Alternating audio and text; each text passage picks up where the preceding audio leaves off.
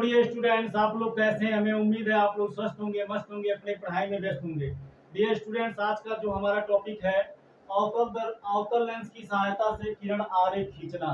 तो आप कहीं मत जाइएगा, आपको हम अवतल दर्पण की सहायता से किरण आरेख खींचना बताते हैं। डियर स्टूडेंट्स, अवतल दर्पण की सहायता से किरण आरेख खींचने के लिए सिर्फ एक ही कंडीशन पॉसिबल है और एक ही प्रकार का बनता है। और कैसे आप खींच सकते हैं ये आपको हम बता रहे हैं। ये मान लीजिए आपका है, तो ये मान लीजिए आपका अवतल लेंस है इस तरह से। ठीक है, ये हो गया आपका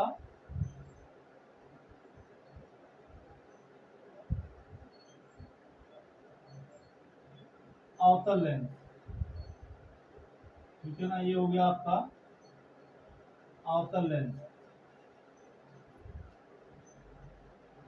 ये हो गया अवतल लेंस का प्रकाशीय केंद्र। ये हो गया F2 और ये हो गया F1। आप जानते हैं अवतल लेंस में जो मतलब प्रथम फोकस होता है वो प्रकाशीय केंद्र के दाईं ओर होता है और अवतल लेंस और उत्तल लेंस में कहाँ होता है? बाईं ओर होता है। तो ये हो गया हमारा अवतल लेंस में। एक बार फिर से, प्रथम फोकस प्रकाशीय केंद्र के दाईं ओर और द्वितीय फोकस बाईं ओर होता है। अब आप जानते हैं प्रकाश की किरण को सदैव बाईं तरफ से डाली जाती है। तो मान लो यहाँ पर कोई वस्तु है, इस तरह से मान लीजिए कोई वस्तु है। ठीक है ना। अब मान लो कोई किरण ऐसा है जो मुख्य अक्ष के समांतर चला। ठीक है ना, मुख्य अक्ष के समांतर। मान लो कोई किरण है जो मुख्य अक्ष के समांतर चलती है। ठीक,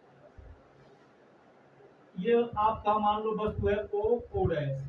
अब आप जानते हो मुख्य अक्ष के समांतर जाने वाली किरण, ठीक है ना, अपवर्तन के पर ये जब मुख्य अक्ष के समांतर जाएगी तो अब यहाँ से आने के बाद सीधे ऐसे अपवर्तित हो जाएगी। लेकिन इसको जब आप पीछे मिलाओगे तो ऐसा लगता है कि ये फोकस से आ रही है। ये जो किरण आगे जा रही है, ऐसा लगता है कि ये किरण कहाँ से आती हुई प्रतीत होती है? ये किरण फोकस से आती हुई प्रतीत होती है, ये वाला किरण। ठीक है ना, समांतर जाएगा तो ये सीधे अपवर्तित होकर निकल जाएगा। लेकिन ऐसा लगता है कि ये जो किरण अपवर्तित होकर निकल रही है ये फोकस से जा रही है। मान लो कोई किरण ऐसी भी है जो प्रकाशीय केंद्र से जाती है। तो जो किरण प्रकाशीय केंद्र से जाएगी, अब आप ये पढ़ चुके हैं लेंस के लिए, वो सीधे बिना विचलित व अपवर्तित हुए क्या होती है? निकल जाती है। तो ये आगे की ओर निकल जाएगी। अब आप देख सकते हैं ये दोनों किरणें, ये वाली और ये वाली, यहाँ पर मिलती हुई प्रतीत हो रही है। तो इस वस्तु का प्रतिबिंब यहीं पर बनेगा। ठीक है ना, कैसा बनेगा? क्योंकि मिलती हुई प्रतीत होती है इसलिए आभासी बनेगा। ठीक है ना, तो ये हो गया O डैश। ये दोनों किरणें O डैश से आ रही हैं तो ये बन गया I डैश और ये यहाँ बन गया I। तो इस तरह से आप देख सकते हैं यदि अवतल लेंस से मात्र यही एक कंडीशन है कि वस्तु से एक ही कहीं भी वस्तु को आप रखिए, इसका प्रतिबिंब सदैव, ठीक है ना, द्वितीय फोकस और प्रकाशीय केंद्र के मध्य बनता है।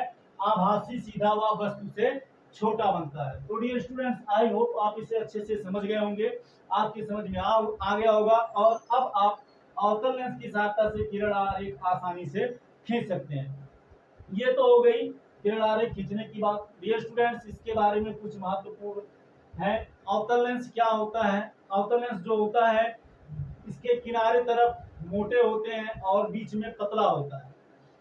और अवतल लेंस की महत्वपूर्ण जो आवश्यकताएं हैं, इसका उपयोग मुख्य रूप से कहाँ किया जाता है ये भी जानना बहुत जरूरी है। क्योंकि हम वस्तु का नाम जानने से पहले, वस्तु का नाम जानने से कोई फर्क नहीं पड़ता, फर्क पड़ता है तो उसका उपयोग जानने से। तो हमें जरूरी है अवतल लेंस का उपयोग क्या है। तो ये स्टूडेंट्स, आपने देखा होगा कि जब आदमी की अवस्थाएं धीरे धीरे घट जाती है तो अवस्थाओं घटने के साथ हमारे जो नेत्र की जो रेटिना होती है, मांसपेशियां धीरे धीरे शिथिल हो जाती हैं। बहुत से व्यक्ति होते हैं जिन्हें पास की वस्तु तो स्पष्ट दिखाई देती है, दूर की दिखाई नहीं देती है। तो ऐसे स्थिति में उस व्यक्ति या संबंधित व्यक्ति के चश्मे में अवतल लेंस का प्रयोग किया जाता है, जिससे कि वह व्यक्ति दूर की वस्तु को आसानी से देख सकते हैं। तो डियर स्टूडेंट्स, आज के क्लास में बस इतना ही। वीडियो आपको कैसा लगा जरूर कमेंट करके बताइएगा। फिर मिलेंगे नेक्स्ट क्लास में नेक्स्ट टॉपिक के साथ। Thank you so much. जय हिंद।